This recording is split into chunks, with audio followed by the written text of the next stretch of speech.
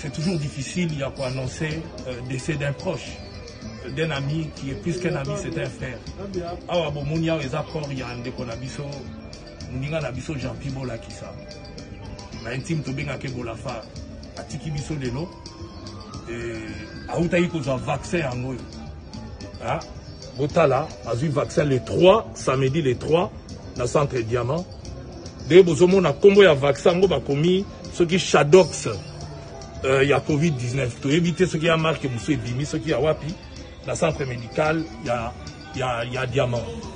Donc, à ce samedi, tant à Zongi, la peau qu'on a dit que malaise, lobby nango, malaise et bandi pour matin, ça dit que tu as une réunion, dès que tu as mis la paracétamol, et vous les cas, mais on a gentil et l'équité, les lots n'a pas boutou, gentil, malaise et continuer à couper à Tiki Biso.